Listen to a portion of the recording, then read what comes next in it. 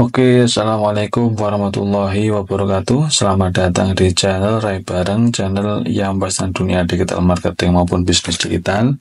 Yang akan sharing bersama teman-teman perihal dunia TikTok Ads, Facebook Ads, ataupun Google Ads yang insya Allah ini akan bermanfaat untuk men-scale up bisnis teman-teman di dunia digital marketing. Kali ini kita akan membahas apa saja yang perlu kita baca ketika kita membuat fase testing ads kreatif gitu ya teman-teman. Kalau teman-teman belum mengerti fase testing ads kreatif itu seperti apa, teman-teman bisa cek di video sebelumnya, sudah kami sematkan di atas. Nanti teman-teman cek di situ fase testing ads kreatif apa saja yang perlu kita bedah gitu ya.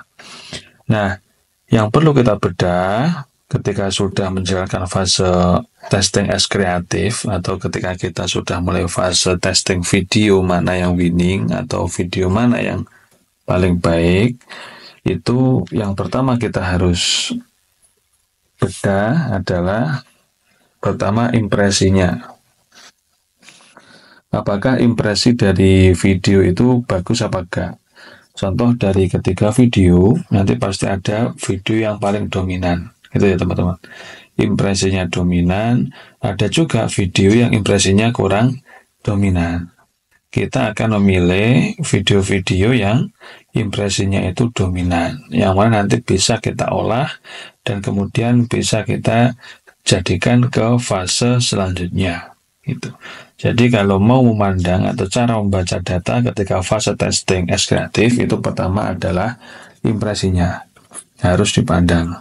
Jadi nanti kan ada ya data di dashboard, itu ada impresi, ada CPM, ada spend, total biaya, ada juga CPA, ada konversi dan sebagainya. Nah kalau fase testing ads kreatif itu yang pertama kita harus cek adalah impresinya. Mana impresi yang paling dominan, gitu ya. Impresi video yang paling dominan. Ya, ini. Pertama adalah ini. Karena apa? Karena kalau impresi video itu dominan, ada indikasi penyebaran video itu maksimal. Jadi istilahnya kalau video itu senjata kita, itu yang paling banyak bisa menjangkau orang banyak, itu mana? Yang paling banyak menjangkau audiens itu video yang mana? Yang paling efektif untuk menjangkau calon pelanggan kita itu yang mana? Maka itu kita bisa bacanya lewat impresi itu. Nah, selain impresi, itu yang kedua apa?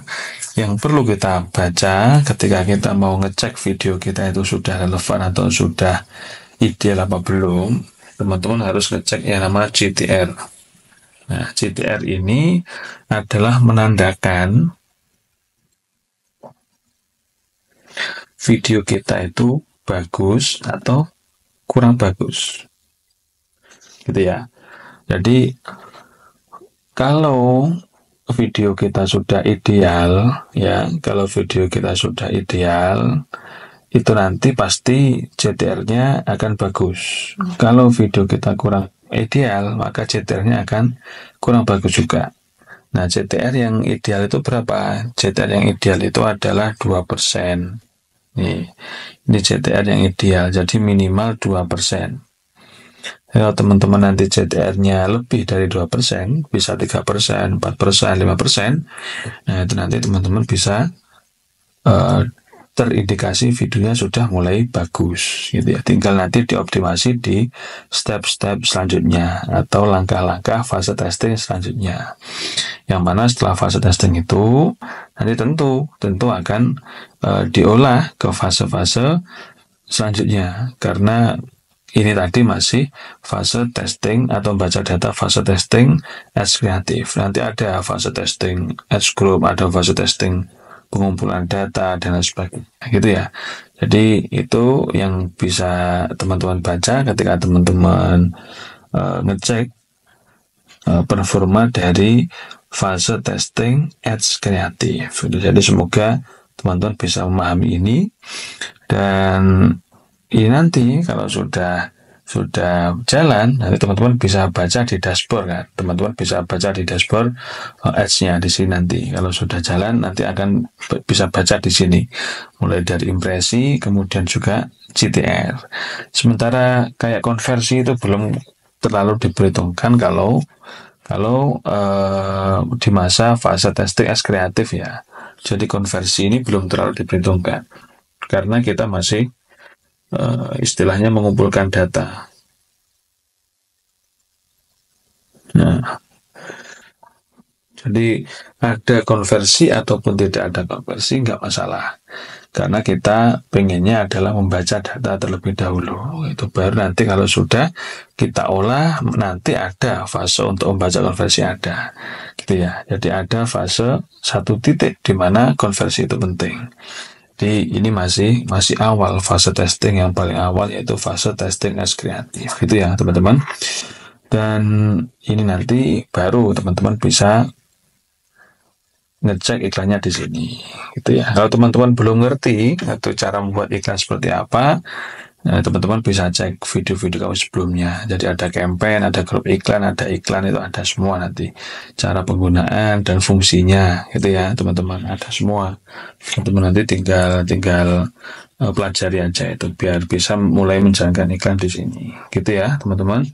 Semoga bermanfaat. Dan kalau teman-teman pengen belajar lebih detail perihal TikTok Ads ini, teman-teman bisa cek link di deskripsi kami. Kami ada private mentoring terkait dengan TikTok Ads ya tentunya, yang mana ya nanti bisa kita optimasi mulai dari fase-fase beriklannya, mulai dari fase testing yang perharinya iklannya cuma ratusan ribu sampai nanti bisa scale up, bisa jutaan rupiah untuk iklannya gitu. Jadi harapannya dengan kita belajar bareng one by one private mentoring mulai dari fase testing analisis, kemudian retargeting, fase scale up, analisis metrik dan sebagainya.